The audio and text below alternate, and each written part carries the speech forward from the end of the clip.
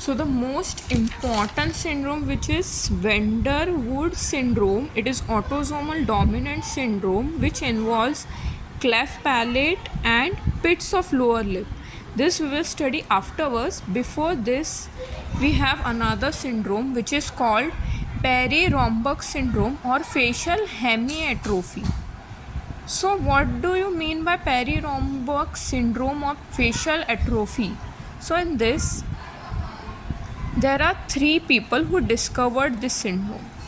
First is Henoch, Parry, and Romberg. So in this, slow progressive atrophy of half of the face is taking place, in which atrophy of skin, cartilage, bone, muscle is taking place, and wasting of subcutaneous fats. So in this, the spread of neck, which is accompanied by epilepsy, which means accompanied on the lateral or the opposite side, and trigeminal neuralgia is taking place. In this, changes are taking place in eye and hair. So hemifacial atrophy, which is also known as localized form of scleroderma. Scleroderma is antibody in serum and anti-nuclear. So its etiology has cerebral disturbances, extraction of teeth, disruption of stapedial artery. So in cerebral disturbance, the increase of unregulated activity of sympathetic nervous system, in which localized atrophy is taking place. The second point says extraction of teeth, in which local trauma, infection, genetic factors are taking place, and there is disruption of stapedial artery due to this.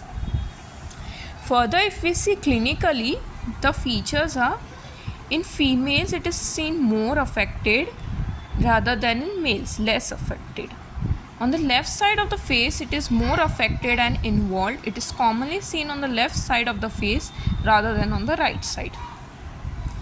The early signs are appearance of coy de sepri. So what is this weird type of a name? So let's see. It is a painless cleft which appears near midline of face and forehead.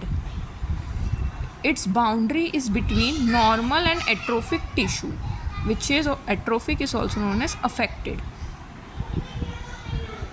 It is associated with facial muscle wasting, also with ipsilateral salivary gland atrophy, tongue hemiatrophy, unilateral involvement, in which unilateral involvement of ear, larynx, esophagus, diaphragm, kidney and brain is taking place.